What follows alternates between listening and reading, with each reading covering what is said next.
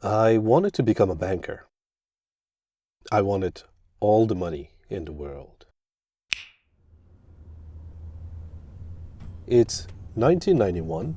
I'm in the backseat of a Toyota, rumbling through the streets of Jeddah, a then small developing city in Saudi Arabia. My father is driving with the windows rolled down.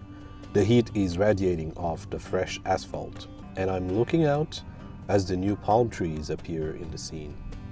I know these trees. I know them all too well, because I was there, standing alongside my father, when he commissioned them to be placed along the black hot roads of the city. Saudi Arabia was a desert. It is a desert. But now we have trees everywhere, thanks to the agricultural engineers who were brought in from all over the world to turn this desert into a green paradise. One of those engineers was my father. We were headed to the bank. My mother had pulled me aside before I hopped in the car. She dressed me well for the occasion, combed my hair, and fitted me with clean shoes.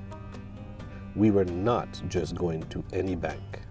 This was Al-Bank Al-Saudi Al-Faransi, a French bank with a new branch built on a towering building in our city. As a little kid, I instantly fell in love. As the door opened, a cold breeze dried the sweat from the desert sun off my skin. I wriggled out of my father's hand and ran in circles on the marble floors, listening to the echoes of my steps between the walls.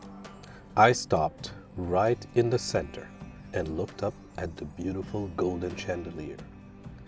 Laughter as the man watched. I fell to my knees, embarrassed. A man walked up to me. He was tall, he wore long black pants and a fitted suit. Each of his steps echoed as he got closer. He gave me his hand as he knelt to my eye level. Bonjour et bienvenue. The man spoke French to me. He welcomed my father, and we walked to his station.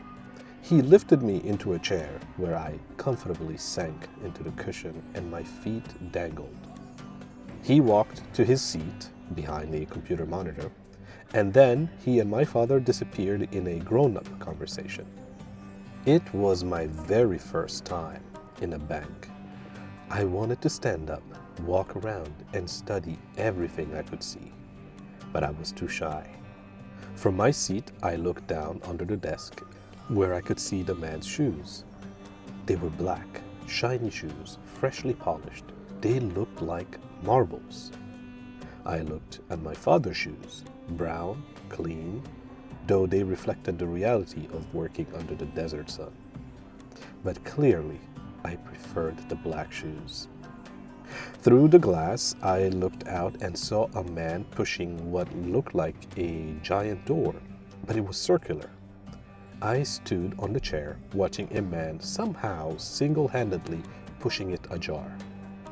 I was mesmerized until I noticed the Frenchman's eyes meeting mine. I shied away and collapsed back into my seat. He turned his head to see what I was looking at. He smiled, stood up, and walked over to me. Viens ici, he said. He lifted me in his arms and we walked to the window, where he pointed at what turned out to be a bank vault. C'est ici que nous gardons tout l'argent du monde. He spoke in his suave accent. Tout l'argent du monde? I asked. Tout à fait, he confirmed. My eyes grew wide. Wow, tout l'argent du monde. I repeated to myself. I had just met the man who owns all the money in the world, and he dressed so elegantly and was tall. That's when I knew I wanted to become a banker.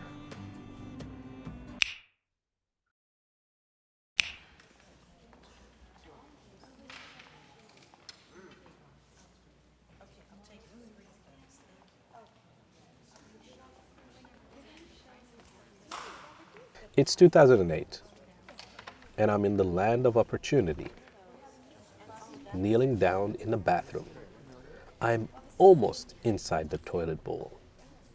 It's not a party, and I'm not paying the price of a good time.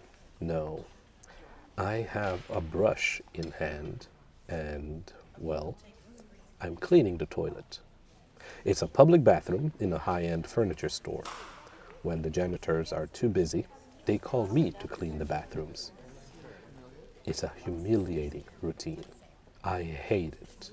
I worked in the warehouse. The only qualification was whether I could lift 50 pounds. I hate it. But my father is ill.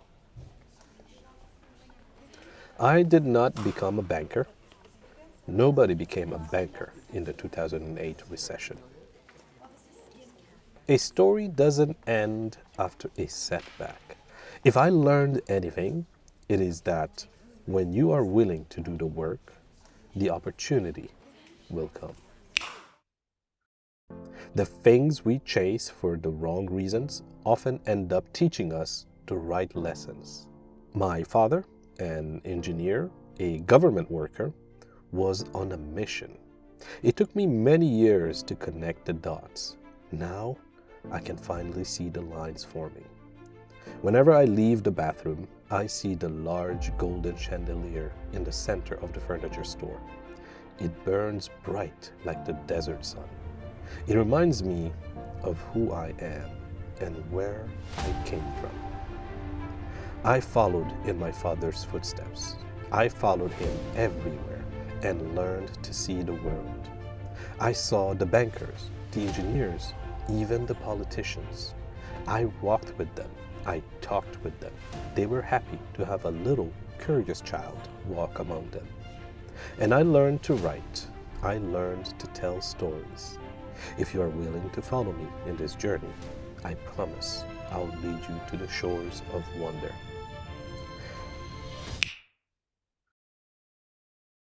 There is one question that should be in your mind.